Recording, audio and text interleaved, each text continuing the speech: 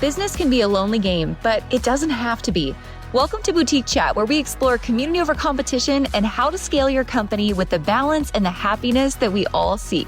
We'll hear from product-based businesses of all types, retailers, e-commerce, and wholesale brands, along with industry experts shaping the future of our industry. I'm your host, Ashley Alderson from the Boutique Hub, and I can't wait to chat.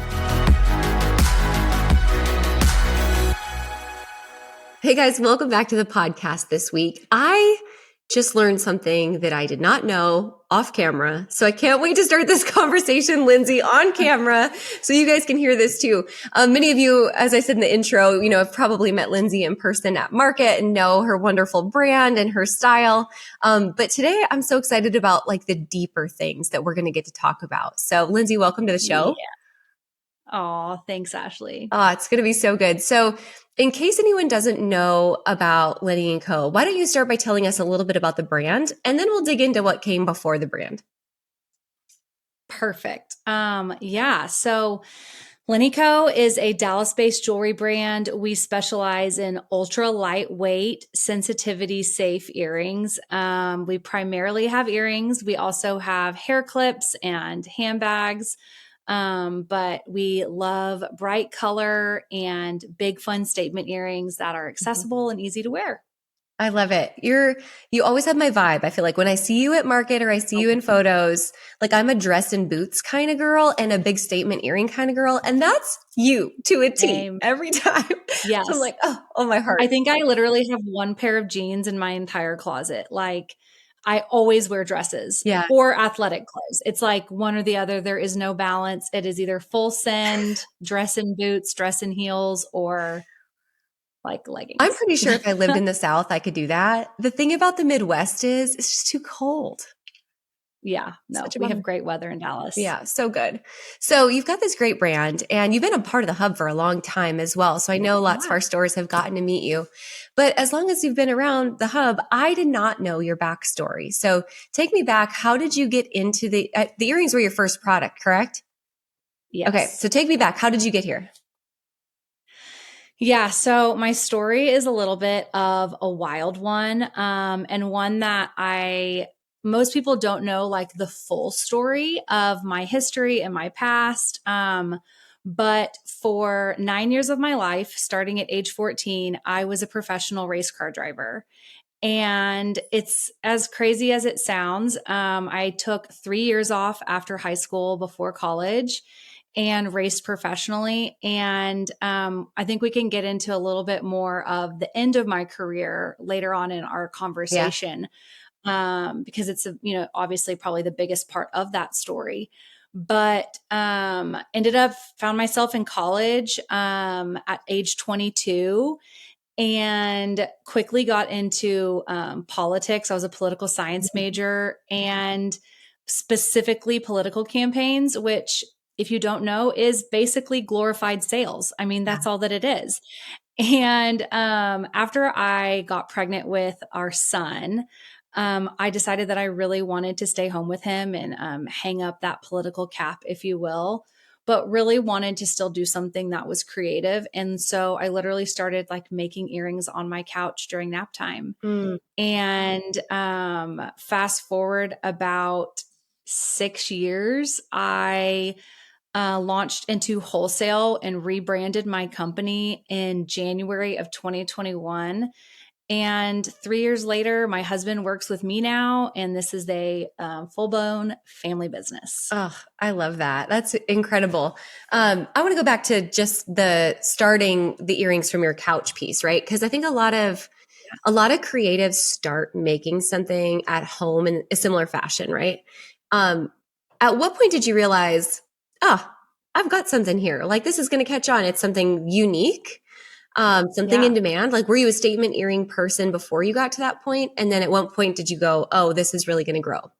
Yeah, totally. Yeah. So, I think the phrase start simply and simply start is so huge to so many creative people. I am a creative person, but more than I'm even a creative person, I'm a business minded person. So that is how my brain is wired. The creativity has to be a little bit more forced, whereas the business side of it comes more naturally to me. However, it did sort of take off like right from the get-go, but it was just like on Instagram. And then we started a little website and it was exclusively retail. And then I had a friend who worked at a store here in Dallas. It's one of the oldest boutiques in Dallas, and very well respected. And she was like, "Hey, Lindsay, you should come over here and pitch your line to our owner." And I was like, "Oh my gosh," like fangirling big time, so excited.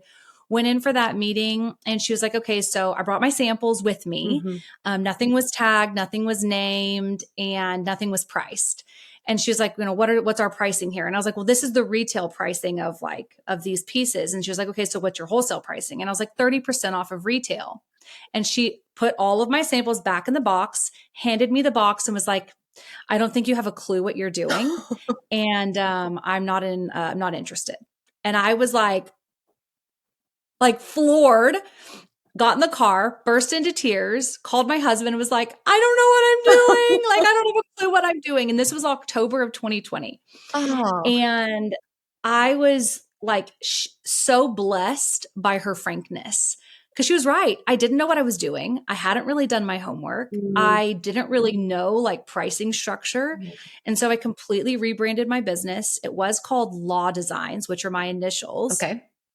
Started calling it Linny Co, which is my nickname. My growing up, that was my nickname, was Linny. So Linny Co became the name and launched at January market, and it exploded. Like, I think we wrote into like over 80 stores our first market, and it just took off from there. I mean, that's pretty incredible. But had someone A little not, tough love. well, I mean, had someone not told you no, I think that's like, I got to hang on that for a minute because we're so scared of hearing no. Like, Yeah. don't get me on a soapbox, but I might stay on it anyway about kids today, Let's like go. youth today. As parents, we're such helicopter parents, protecting our kids from ever being disappointed or ever hearing no. And because of that, they become adults and they don't know how to handle it. But no can be the biggest blessing if you let it and you teach Yes. people resilience in the process. So Absolutely. you must have walked away from that meeting after you hung up with your husband and wiped away your tears.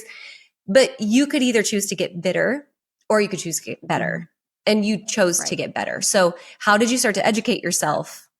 And obviously you also, knowing that you launched at a market, you had a lot to learn about markets and wholesale, but you also probably had a lot to learn about production.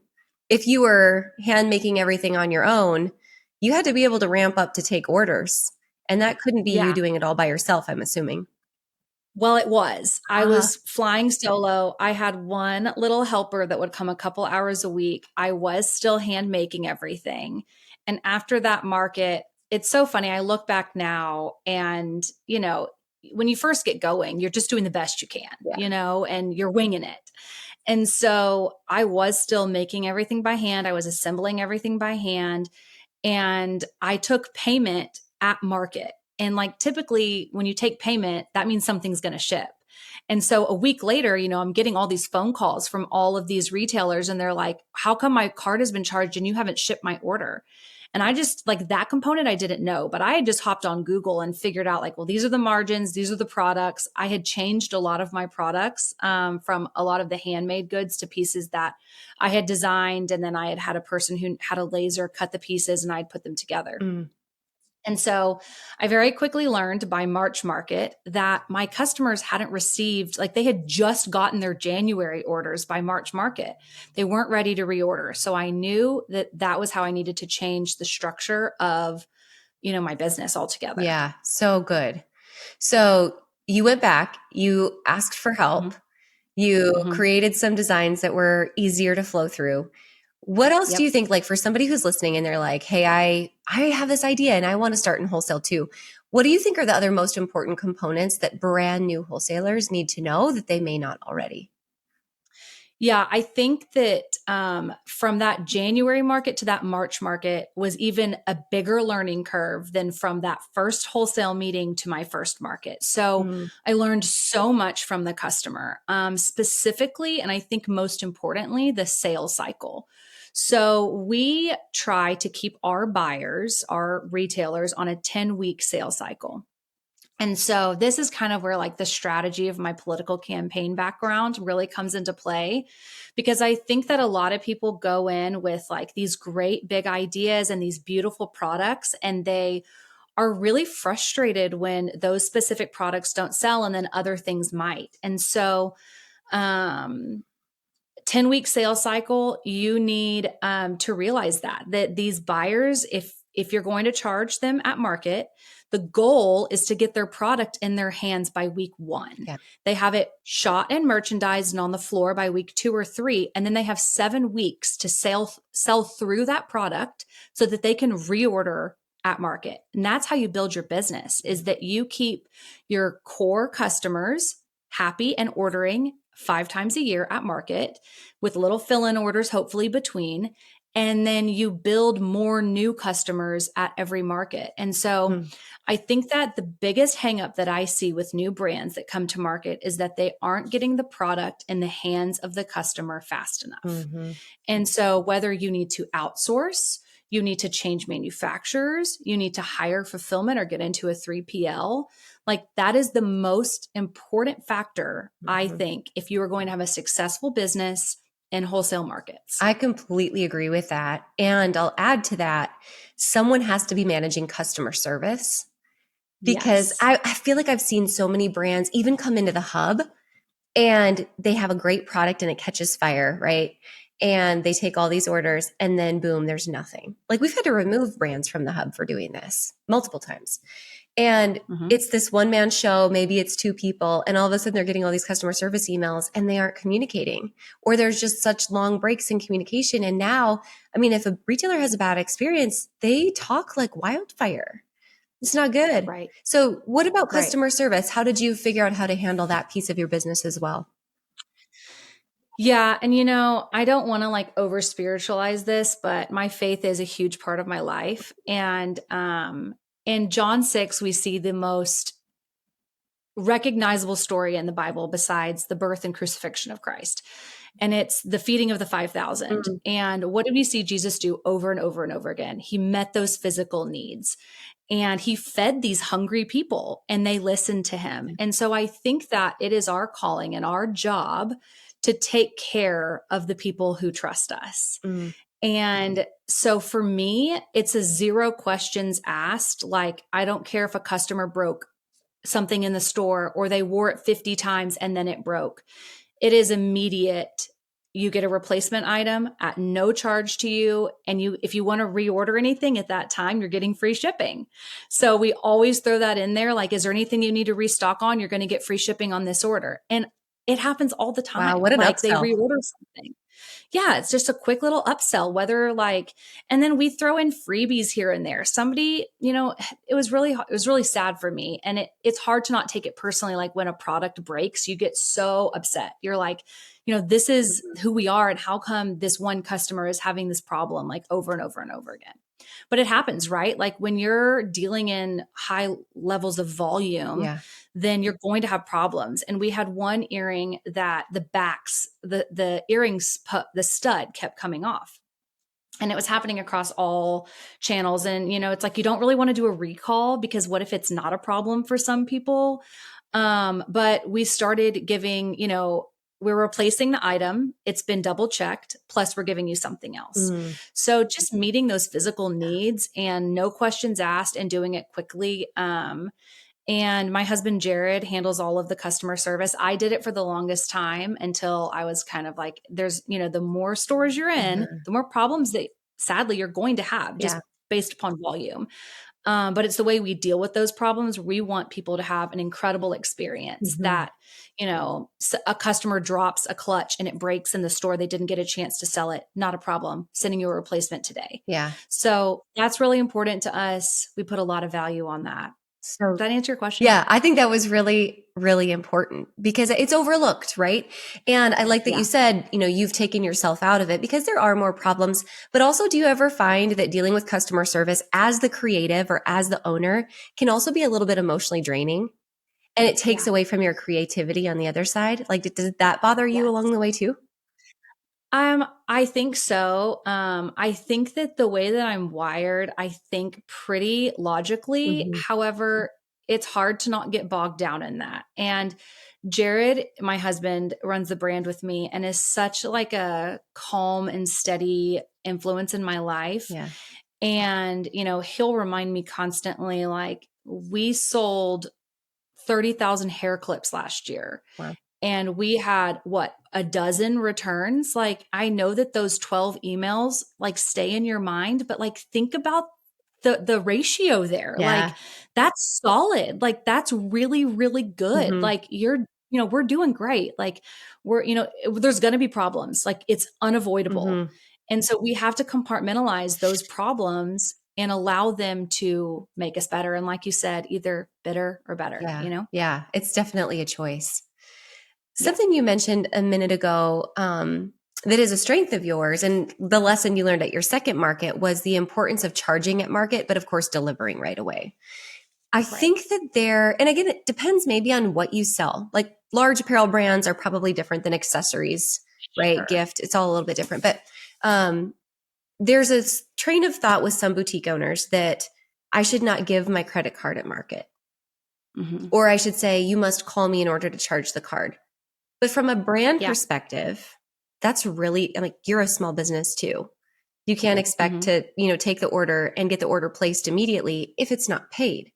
So what's your opinion on charging at market and your best like relationships with retailers on how they provide their credit card? Like, what's the most seamless process for you? Yeah. I think that it is something that I really understand, like from the retailer perspective. They're a little bit scared to give their credit card at market. However, we ship same day. So like our orders are going out while we're at market. And we hear all the time, my order got home before I did. And that is like the best possible thing. And we weren't always there. Like, that wasn't always the place that we were in, but we changed the product that we bought so that we changed the way we packaged it. We changed the way we assembled it. We outsource all of those things now. So I design, and then everything is assembled by a manufacturing team. And then we receive the product ready to go. And then we hired a fulfillment person, Melinda, who comes in and daily, that's her job. Like, she gets orders out. We thought about a 3PL, but it's important to me to have a team and to have my product in-house. And literally, when I say in-house, like, we have a 1,500 square foot studio in my house. My team is here. We ship orders out of here. Like, this is home for all of us. But to get back to charging at market, I think if your orders are going out right away, you can charge at market. We have a lot of customers, and I think that this is a really great pointer for retailers. We have one of my best buyers. She gets her credit card company to issue her a temporary card every market that doesn't have any reoccurring charges on it in case her card gets hacked. And so that's what she uses to pay at market. It's brilliant, like, so smart. But I think if you're fulfilling within 7 business days, you can charge at market. And I'm working right now on a how-to wholesale ebook of like the apps to use. We hear all the time, like, people be like, I want to write an order, but I don't have time. I only have 10 minutes. And like, they don't want to like wait around for you to write down their order. We have everything barcoded. We use scanners. We use an iPad. It's ding, ding, ding, ding, ding. We charge their credit card. They're gone. We can have somebody in and out in like 5 minutes. So it's really fast. And I think that they appreciate that efficiency. And I think that the ebook that we're working on right now will answer all those questions of like, what kind of barcoding app are you using? What barcode scanner are you using? How are you, like, what kind of point of sale are you using? How is it going through your website? We get all of that. And it'll also be in the ebook, like how to synchronize retail and wholesale website inventories into one central inventory. All of this will be answered in our ebook. Have you thought about what it really takes to scale, to break through where you're at right now in your business and overcome some of the most common hurdles that we see in businesses, trying to just become more profitable or to build more time into their personal calendar and to get their life back while they run a business that can operate without them? Well, that's what we do inside of Retail Bootcamp here at the Boutique Hub. 2 semesters a year, once in January and once in June, 14 weeks of live group coaching. And inside, I want to share with you, there are some very common obstacles we see retailers facing that are simple fixes to help you break through to that next level. But it all has to come in order. I often hear people say, hey, Ashley, should I just run Facebook ads for more traffic? And they think that's going to solve all of their problems. But the truth is, you can't run Facebook ads or add more traffic if you don't have the right products or know your customer or have a team and efficient processes built into your business. So inside of Retail Bootcamp, there's a 6-layer strategy that we go through step by step with your business, all the way from foundations and branding and your ideal customer to CEO and leadership management to building a team and profitability and being a profit first business, understanding inventory management and turn, retail math and formulas, all the way up through sales strategy, e-commerce, merchandising, all of the content management of all of your social media channels, emails, text, and of course, Facebook ads, but we save the best for last. So if you're interested in joining us and deep diving into scaling your business, no matter what you sell and whether you're new or you're a multi-million-dollar brand just trying to break through to the next level, Retail Bootcamp has something for you. So check out our link in the show notes and enroll in Retail Bootcamp right now. Awesome. We'll link that up in the show notes. That'd be super helpful for anyone who's interested. Yeah, for sure. Okay, let me go back to your political science background for a second. You talked about how many, I've heard you mention it a few times, how many different ways that's helped you and benefited you now, like just the sales strategy side of it. Totally. I think that selling gets a bad rap for people because people have been sold to in not so great ways. Like we think of like used car salesmen, right?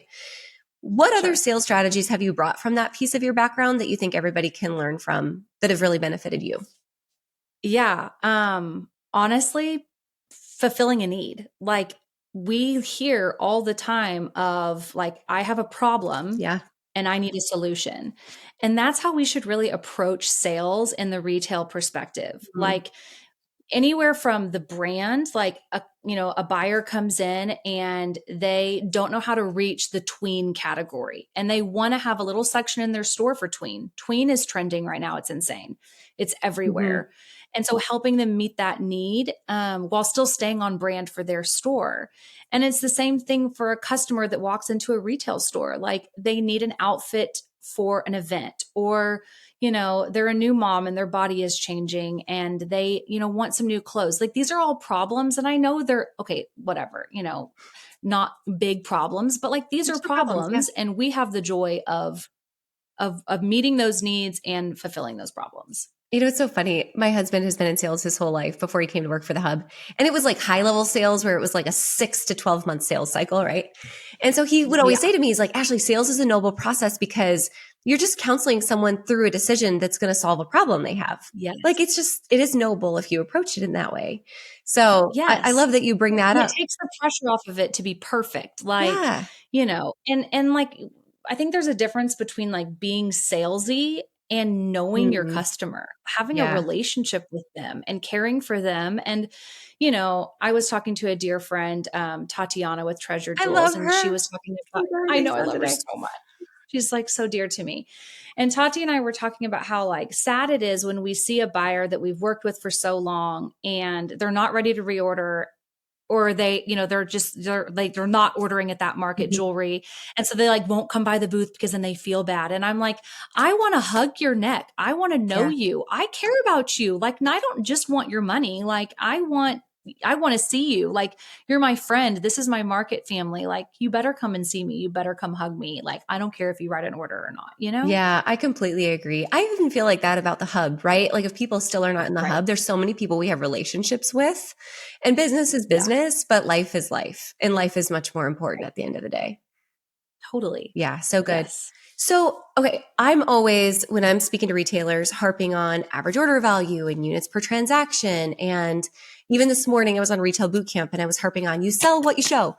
So I think a huge piece of that process for retailers is really getting good at merchandising and having multiple layers of pieces put together. And accessories are such a huge piece of that. So when you look across like your stores, your customers, what do you feel like your most successful retailers have in common in terms of like just sell through and how they're utilizing accessories to really grow their business? Yeah. I think they have a strategy. Like I think they're intentional and they have a plan. People that come to market and don't have an accessories budget or don't know what their plan is, like we don't see them doing as well. We see them over ordering too deep into a season. And then they don't have any money left for accessories or they're scared to spend again. And so we tell people all the time, like that are, just coming or just getting started, order small and order immediately. So get started small. Like we don't sell our product in pack sizes. Everything is individual because we want people to be able to sell through what they buy. Mm. And so like our opening order is $350 wholesale. Mm-hmm. And we tell people all the time, we would rather you go wide instead of deep so that you can have a better variety and then selling through your product. Whereas, if you come in real hot and you're buying 10 of one thing because you love it or because it's pink and it goes with everything, like you're trapping yourself if you're not ready for that kind of inventory. Mm-hmm. And from the brand perspective, this is kind of switching gears. I think that a lot of times brands get really tied up and I spent so much time designing this product and I brought it in 30 different colors or 10 different colors and I need this product to do well. And realizing that, we have to take ego out of it altogether. Mm-hmm. Because really, we're not in this for fun. And yes, we talk about relationships and loving people well, and that's priority number one. But priority number two is to be successful and make money for your family. Yeah. I want my retailers to be successful, and I want to be successful as well. And so we have to take the ego out of, I just designed this. I want this product to sell to, what if it doesn't matter that one product is selling over another? Like, let's continue to bring in that product that's selling.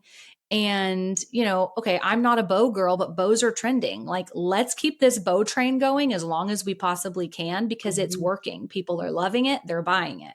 So it's kind of a twofold answer. I love that. I think there's so much truth to that. All the pieces, having a plan, having a strategy, and taking the pride out of it. That's so good. All right. So we did not hit on the race car thing. We've got to go all the way back to the beginning because I really need to hear the end of the story about how your career ended. Yeah. Because I have so many thoughts and follow-ups on how this directly impacts so many business owners listening today. No, totally. And I think that, for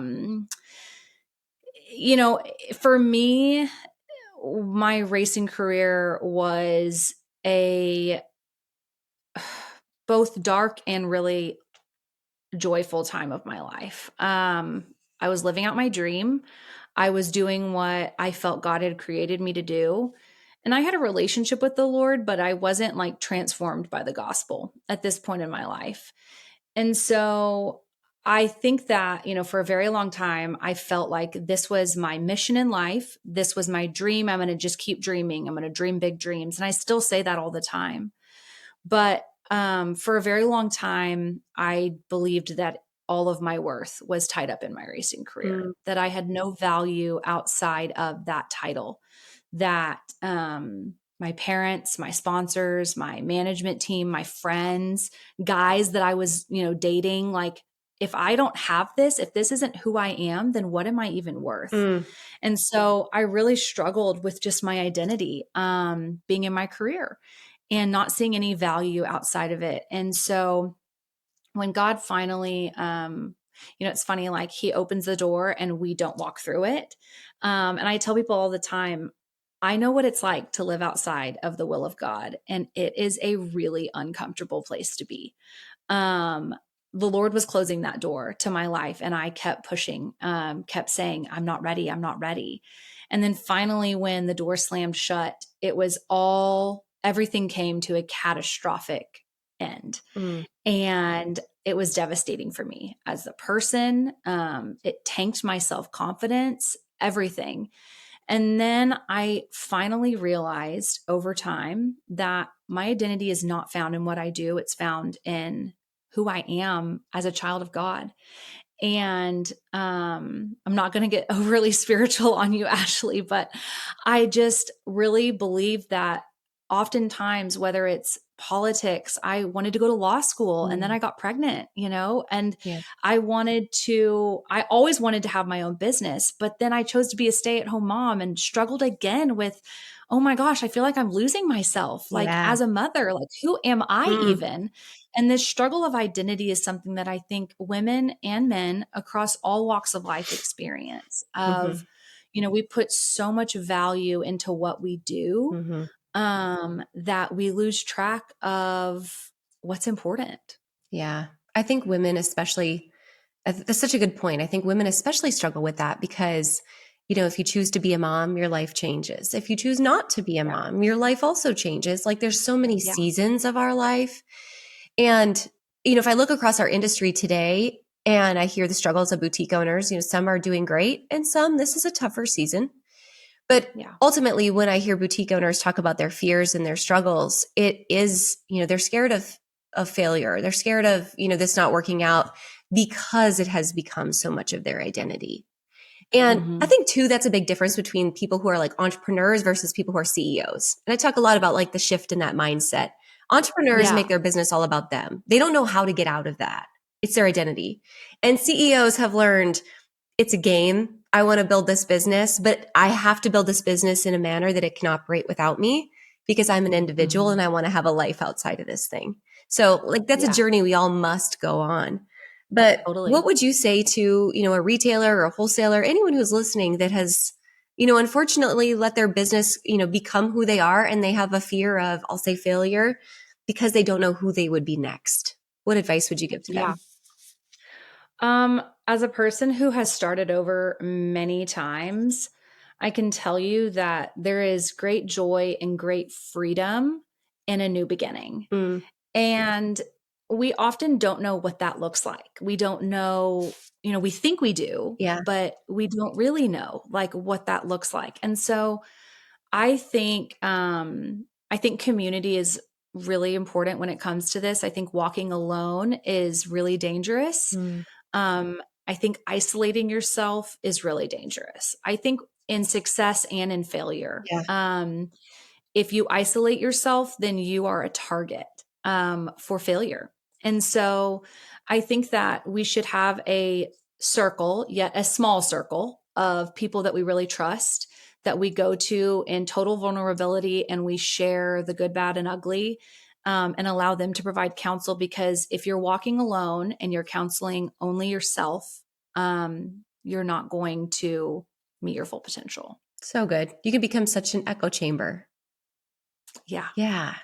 My friend was telling me this morning, I was talking to her, and she was saying that she heard this analogy about, we have our lives and let's say they're in 2 rooms and you can walk into room number 1 and there's Post-its all over the wall. And on the Post-its, there's all these negative thoughts and all of these frustrations and all of these fears and all of that. And then in room number 2, there's also Post-its on the wall, and perhaps there's not as many because life is harder or we're struggling.